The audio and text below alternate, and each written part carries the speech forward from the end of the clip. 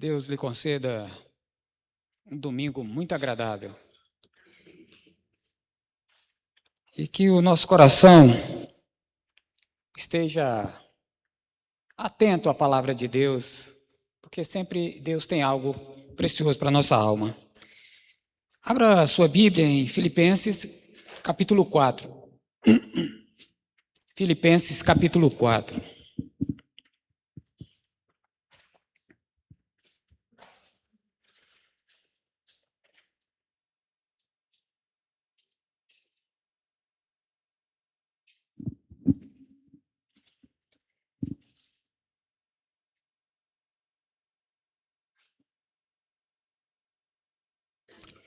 Vamos ler do 2 ao 4.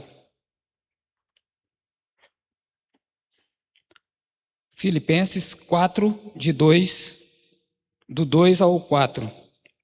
Diz: rogo a Evódia e rogo a Sintique que pensem concordemente no Senhor. A ti, fiel companheiro de jugo, também peço que as auxilies, pois juntas se esforçaram comigo no Evangelho, também com Clemente e com os demais cooperadores meus, cujos nomes se encontram no livro da vida. Alegrai-vos sempre no Senhor. Outra vez digo, alegrai-vos. Isso é muito precioso, esse texto. O texto fala de serviço e fala sobre outras coisas. Mas como ontem nós tivemos uma festa maravilhosa ali, a festa das barracas, então é motivo da gente se alegrar com o que Deus proporcionou ali. Então nós tivemos comunhão, louvores, muita diversão, criança, um ambiente familiar. Eu olhei aquilo ali e disse que coisa maravilhosa que Deus nos proporcionou. Gente cansada servindo, que ficou até às 10, depois ainda foi fazer a limpeza. Gente que trabalhou, que investiu algum tempo da sua vida ali. Mas é isso que torna a coisa preciosa. Servir. Servir não há nada igual. E Deus espera isso de nós. Para isso nós somos salvos, para isso nós somos igrejas, né? Ou igreja. Nós somos igreja para servir, para adorar a Deus, para ensinar, mas servir é algo muito precioso. Paulo, então, ele escreve à igreja de Filipos. Havia alguma coisa que essa igreja era uma igreja que cooperava com tudo. Paulo elogiou demais a igreja de Filipos. Queria estar em qualquer demanda, queria estar dentro, participar. Mas, por algum motivo, em algum momento da história, aconteceu alguma coisa aqui que Paulo relata nessa carta. E o que me impressiona, eu fico impressionado, é o jeito amoroso com que Paulo faz isso. Nós lemos aqui o nome de duas mulheres, Evódia e Sintique. Duas mulheres. E Paulo elogia essas mulheres. Elas auxiliaram Paulo nos trabalhos que Paulo estava fazendo. Auxiliaram Clemente e muitos outros cooperadores, que Paulo diz assim, o nome deles estão escritos no livro da vida. Então eram mulheres nota 10. Estavam atentas e disponíveis para o trabalho do reino. Agora, aconteceu algo aqui que ninguém pode explicar e ninguém sabe o que é. Houve alguma encrenca. Paulo vai dizer que rogo, aí é um pedido pessoal dele, aquelas mulheres que trabalharam com ele. Rogo a Evódia e a Sintique que pensem concordemente. Então, se você pensar nessa palavra aqui, havia alguma discórdia. Estava havendo algum problema entre elas, coisa que não é muito diferente no ambiente de igreja. Você já parou para pensar? Nós convivemos com pessoas diferentes, temperamentos diferentes, às vezes algum tipo de pensamento diferente, mas nós estamos no mesmo barco. Mas não é incomum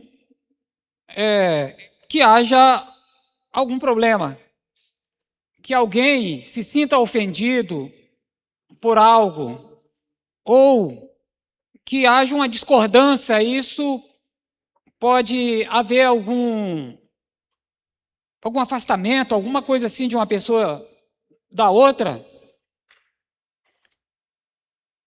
É importante a gente observar isso, porque esse é o nosso ambiente. Não pense que era um caso extra, isso acontece toda hora. Mas aí existe uma questão aqui que é determinante, é a maturidade. Se você tem maturidade, você sabe resolver a coisa. Se não tem, vai ficar igual um mundano, um aqui e outro acolá, não é isso? Que as pessoas na sociedade, quando estão aborrecidas com alguém, o que elas fazem?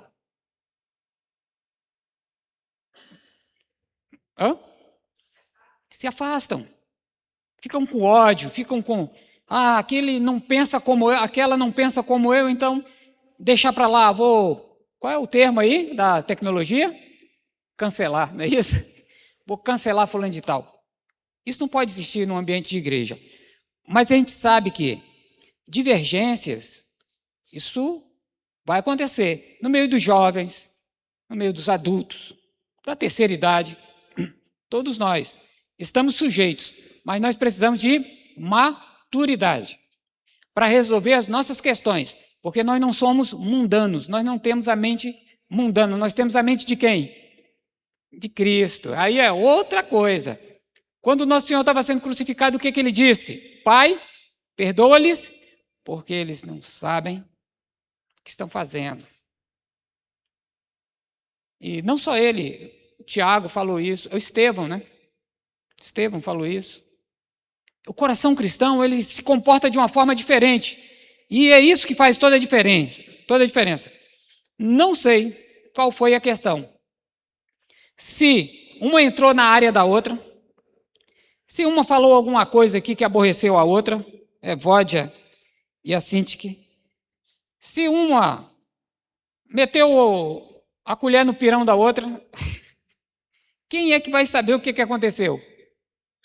Mas o problema estava. E eram pessoas joias, pessoas boas. E Paulo roga, sendo ele a autoridade aqui naquele tempo, eu diria, entre os apóstolos, a autoridade máxima entre os gentios. Ele disse: eu suplico a vocês, entrem em acordo, não fique dessa forma, porque nós pregamos a reconciliação em Cristo, nós vivemos em união. Agora imagine o exemplo que vocês vão dar vivendo em desunião.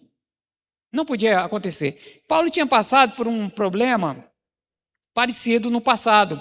Vocês lembram lá que em Atos 15 houve uma divergência entre Paulo e Barnabé. E eles se separaram. O texto não diz que foi uma briga, mas uma divergência, de que Barnabé queria levar Marcos e Paulo não queria, porque ele tinha abandonado uma viagem, abandonado a turma, teve medo e fugiu. E Paulo disse: eu não vou levar esse menino mais não, ele vai nos deixar na mão de novo. E o Barnabé disse: mas a gente tem que levar, porque é uma chance, e tem que treinar esse menino. E acabaram decidindo cada um ir para um lado. Isso não queria, o texto não está dizendo que eles se dividiram no sentido de divisão mesmo, não. Eles chegaram a um acordo que era melhor cada um ir para um lado, porque não estava entrando em acordo.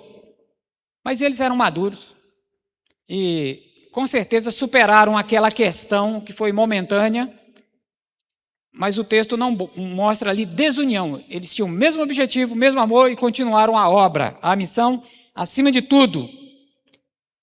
Pois bem, então, Paulo, ele suplica aquelas mulheres para que elas entrem em acordo.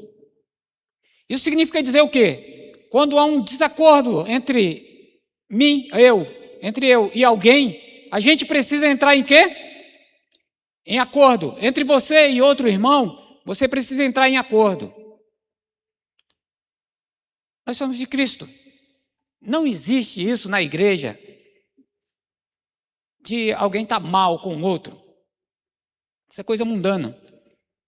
E isso aqui, ela cobre até o ambiente familiar. Pais, filhos, esposa, esposo. Qual é o antídoto para o problema aqui que Paulo dá? Entre em acordo. Resolva o seu problema. E isso fica muito bom. Teve uma época que tinha 2 irmãos aqui que estavam em desacordo. E a coisa deveria ser feia. Aí um dia os 2 estavam aqui, ou o J. Alberto pediu para conversar com os 2, lá embaixo. Quando os 2 chegaram, o José falou: olha, entrem aqui nessa sala, vou ficar de fora, vocês só vão sair quando resolverem o problema de vocês. Foi isso? Não foi isso?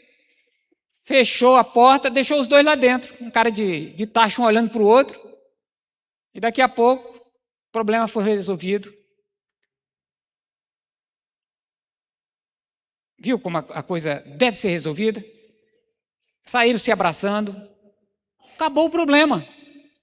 Então tem coisa que pode ser mal entendido, a pessoa interpretou de uma forma, alguma situação. Olha, isso é muito comum. A pessoa entender de uma forma, e aí ela sofre com aquilo, ela se afasta. Não busca ver quais as questões que estavam envolvendo aquilo tudo. Ou quando a pessoa às vezes não está aberta para isso. Então, a gente precisa ter essa maturidade, para que não aconteça isso aqui, ó, gente boa, mas em desunião, com algum problema. E Paulo diz, vocês são de Cristo, precisam entrar em acordo. É unidade, igreja é unidade. Isso vai refletir em toda a igreja. E as pessoas lá de fora estão vendo. Agora, a ênfase que eu vou dar nesses próximos minutos é nessa palavra que Paulo fala, no verso 4. Vamos ler aqui na tela, verso 4. Todos, numa só voz. Alegrem-se. Outra vez. Qual o fator aí que sobressai? Ou a palavra? Em quem? Senhor. Paulo está falando para aquelas senhoras, dizendo assim, olha, não é o meu, não é o teu, é o Senhor. E tem como a gente se alegrar no Senhor?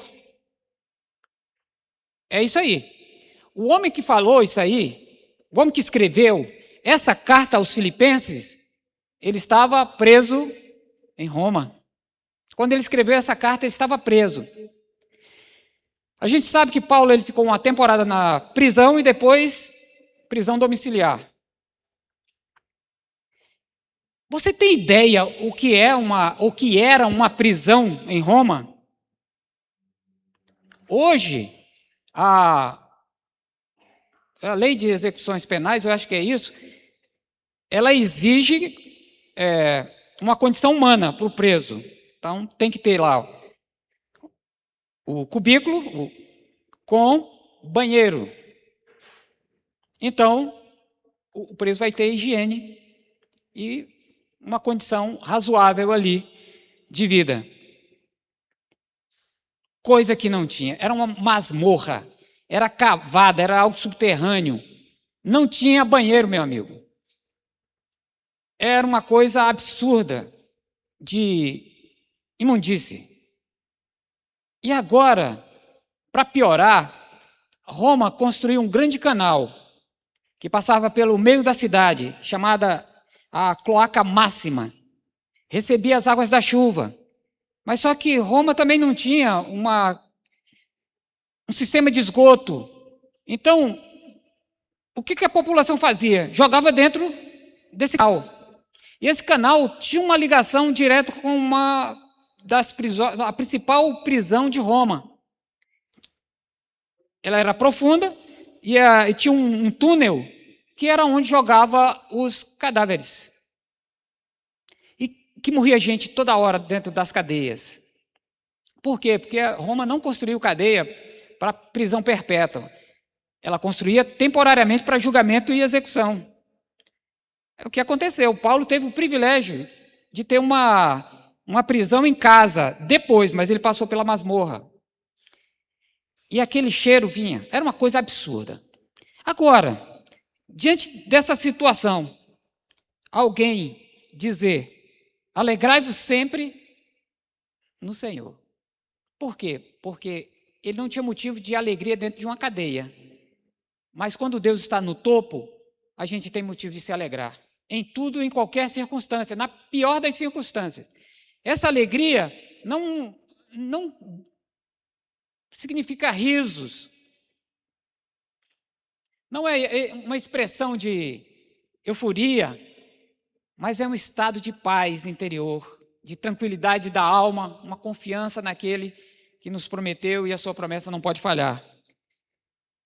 Quando Paulo diz isso, está dizendo: olha, mulheres, vocês precisam ter esse estado. Quando você passar pela outra, não ter nenhuma desavença. Você precisa estar bem, você amar como você ama as outras. Então, alegrai-vos sempre no Senhor. O homem que escreveu isso foi o homem que provou que é possível. E o homem que escreveu isso era o homem que estava próximo de ser decapitado. Ele sabia disso. Ele estava ligando para isso. O alvo era Deus. Deus estava no topo.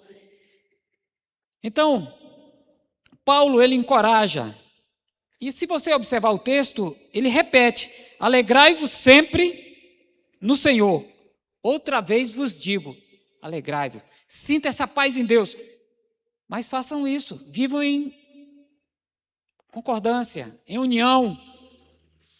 Eliminem todos os problemas. Seja maduro para resolver suas questões. Maturidade. Essa alegria, ela não se baseia nas circunstâncias, mas é possível ser vivida nos dias bons e nos dias maus. Alegrar-se sempre no Senhor. Não significa dizer que nós vamos viver sem dores, sem problemas. Significa dizer que nós temos sempre o bem-estar de Deus se o seu coração está em Deus. E se ele está no topo, ele deve estar lá. Tudo fica melhor, na alegria ou na tristeza. Deus estando no topo, a gente vai bem. Mas quando ele sai, se por acaso alguém tirar o foco por um momento, então não pode sentir esse bem-estar. Ele não pode sentir esse bem-estar, essa paz interior, porque tirou o foco. Por isso que é importante a gente continuar. Então, se eu fosse colocar um título aqui para essa mensagem, eu colocaria: o foco principal da nossa vida é Cristo. Porque ele diz aqui: alegrai-vos sempre no... Tenha esse bem-estar em Deus. Ah, mas eu estou passando por isso. Passando é algo que passa, não é eternidade. Ruim está para quem está caminhando para o inferno, que aí é eternidade. As circunstâncias, elas atingem todos nós, de uma forma ou de outra, em um tempo ou em outro tempo. Nós estamos sujeitos a isso. Mas essa paz interior, ela não pode sair do nosso coração. Então, veja, essa expressão alegrar-se é um remédio para desunião. Aquele que está alegre, ele não tem ódio, não tem receio do outro. Significa dizer um coração cheio de alegria da parte de Deus. Significa dizer um coração guardado de ressentimento. Ressentimento é uma coisa que fere toda hora. Isso tem que ser cancelado, literalmente. Tirado, excluído, fica melhor, né? Ressentimento, rivalidade. Não precisamos disso. Portanto, não deixe nada nem ninguém tirar a alegria do seu coração, que está em Cristo Jesus, nosso Senhor. Seja tolerante com as pessoas, mas se houver algum problema, chame a pessoa à parte e resolva o seu problema. Problemas, se a gente pensar na matemática, é algo que precisa ser resolvido. Na prática também, aquilo que diz respeito a nós precisamos resolver, senão fica uma coisa sem sentido. Então, para fechar, abra sua Bíblia em Abacuque 3,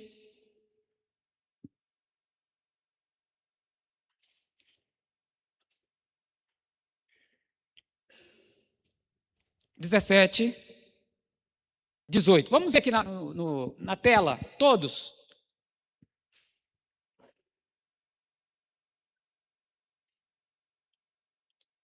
Ainda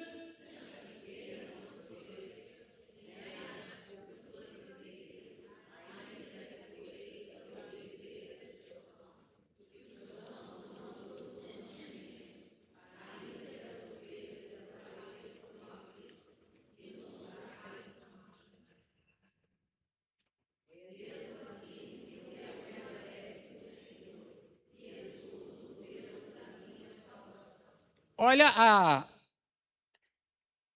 a hipótese que Abacuque lançou. Ainda que acontecesse tudo isso, ele perdesse tudo, ainda que os planos não saíssem como ele planejou, ainda que alguém não concordasse com o que ele quis fazer, ainda que alguém levasse galinha, ovelhas, camelo, o que ele tivesse aí e queimasse suas plantações, vou contextualizar.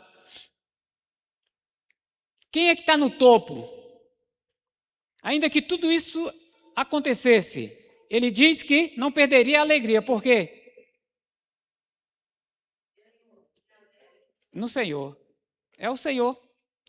E exulto no Deus da minha salvação. É Deus, sabe? Então, se esforce, isso depende muito de nós. Isso é uma questão que vai exigir maturidade. Maturidade exige não a dureza de coração, não a obstinação, mas a humildade, a flexibilidade, a tolerância com o outro. Que Deus seja o topo do seu coração, hoje e sempre, e que Ele sempre seja a sua alegria. Deus abençoe.